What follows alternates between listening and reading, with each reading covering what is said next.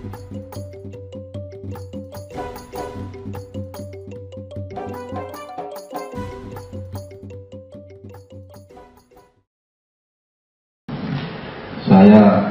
selalu harus minta maaf lebih dahulu karena saya tidak sempat membaca keseluruhan novel ini atau buku ini. Tapi saya akan membahas hanya 3 yang saya sebut satuan cerita yang pertama di dalam buku ini. Mungkin saya bisa ceritakan supaya semuanya nyambung. Cerita pertama adalah cerita tentang Usin yang biasa nongkrong di kafe Sastra di meja 17. Dia memperhatikan seorang asing yang tanpa nama, yang biasa duduk di, saya lupa meja 17 itu tempat Usin duduk atau tempat orang asing itu duduk.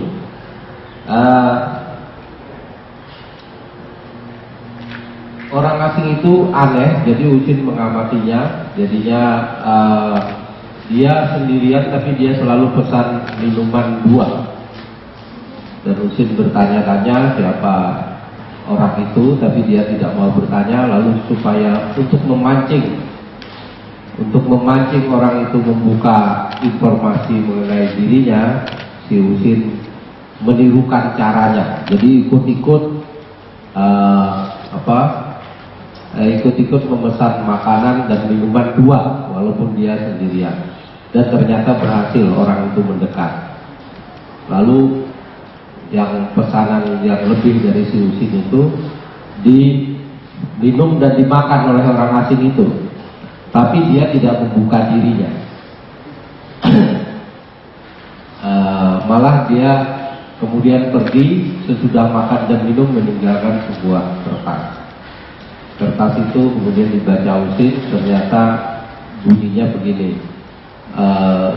Ini pertemuan, kira-kira begini, ini pertemuan kita terakhir. Saya akan pergi karena tempat ini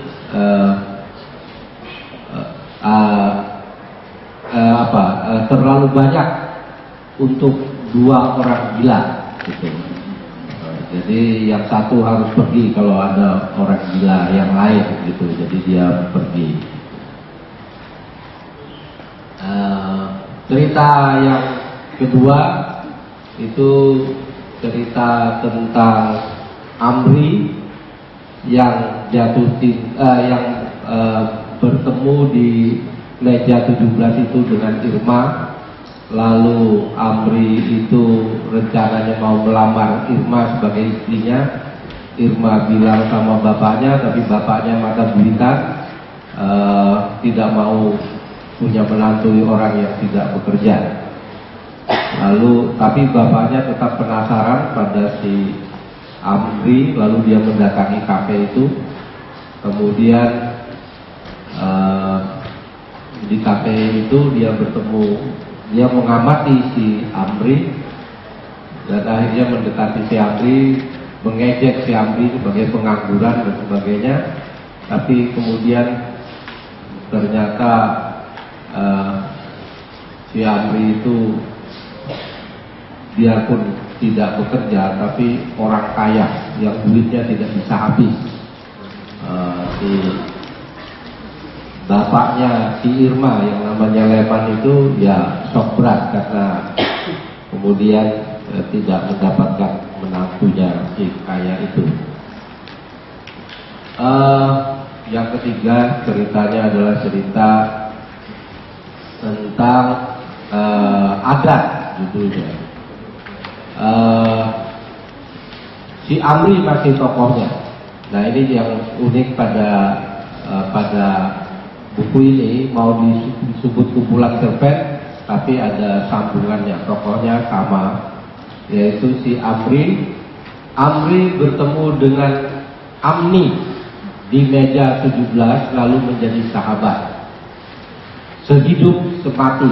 Pada satu hari si Amri mengajak si Amri ke kampungnya, dan tentu saja dengan bersemangat si Amri ikut karena sudah bertekad sehidup semati sebagai sahabat. Tapi ternyata si Amni itu hanya menjebak si Amri. Si Amni itu sedang dalam proses ritual untuk membuktikan kelaki-lakiannya di kampungnya, dan dia harus pulang membawa jantung orang, dan dia akan mengambil jantungnya si Amri. Amri lalu mencoba keluar dari jebakan itu, dan teringat sebuah cerita, yaitu cerita tentang kura-kura dan monyet, di mana monyet ikut kura-kura, tetapi di tengah laut, di tengah jalan, si kura-kura bilang mau mengambil kepalanya monyet, kalau nggak salah, saya lupa kepalanya atau apa ya, jantungnya, jantung monyet itu juga. Lalu monyet cari akal,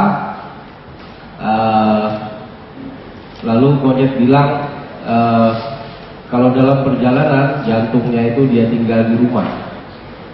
Nah, kura-kura percaya, lalu datanglah ke tempatnya si monyet, mau ngambil jantungnya di atas pohon. Selamatlah monyet itu. Nah, si Amri terpikir mau menggunakan akal yang sama, tapi sudah ditebak oleh Amri. Kamu pasti mau bikin alasan seperti monyet itu. Terpaksa dia cari akal yang lain, dan akalnya adalah bahwa sebenarnya dia sudah mewariskan hartanya pada sahabatnya.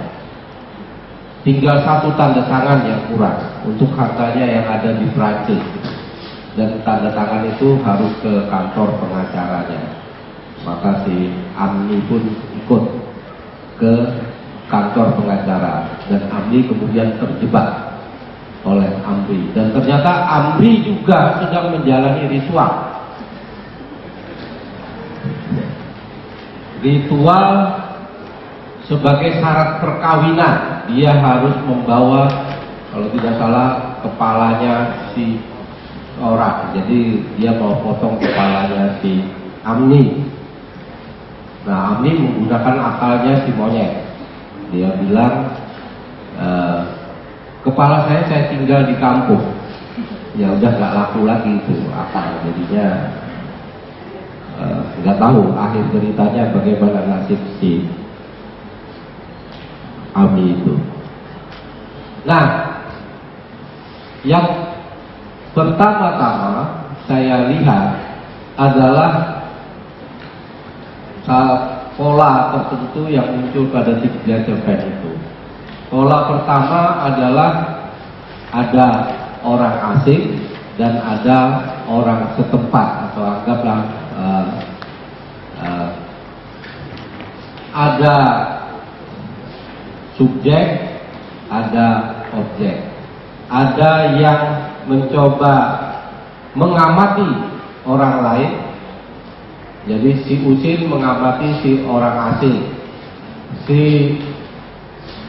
Leman bapaknya Irma mengamati Amri, si Amni juga mengamati si Amri. Dan untuk untuk menjebaknya dan menemukan informasi tentang orang itu, ataupun untuk membunuhnya, ataupun untuk membongkar identitasnya.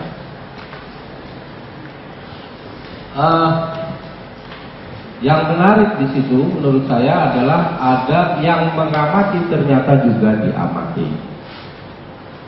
Jadi si Usin mengamati si orang yang aneh, orang asing aneh itu, tapi orang asing aneh itu juga mengamati dia. Bahkan si Usin yang coba memerangkap itu malah dia sendiri yang terperangkap. sama juga dengan di Lemang, sama juga dengan di Amni. Yang kedua, membaca tentang cerita si monyet dan kura-kura yang dijadikan referensi oleh Amri maupun Amni, saya jadi ingat dengan tradisi lisan. Dan menurut saya cerita ini mengingatkan saya pada kawan bergelut, kepada teman bermain, kepada cerita-cerita di warung. Ada yang biasanya polanya disebut sebagai tempat dan peristiwa. Jadi pola cerita-cerita ini sangat populer pada tahun 50-an di Indonesia. Ini seperti cerita lisan yang juga mengingatkan saya pada Ajo Sidi yang membuat. Jadi cerita orang membuat di warung, cerita yang pendek-pendek tentang apa saja dan sebagainya begitu. Juga si kancil. Jadi 3 cerita ini hampir menunjukkan pola berpikir kancil. Bagaimana tertipu lalu bebas dari tipuan dan sebagainya. Cerita monyet dan kura-kura sama dengan cerita kancil, sama cerita buaya dan jadi ada saling menipu, lalu ada bagaimana mencari akal atau mengakali atau akal-akalan dan sebagainya.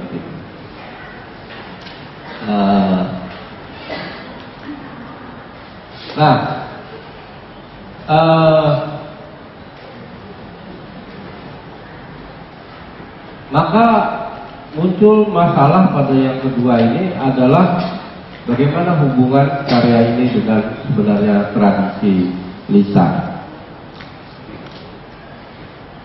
Nah, saya tidak memberikan jawaban terhadap masalah itu. Pertama karena saya tidak membaca seluruhnya.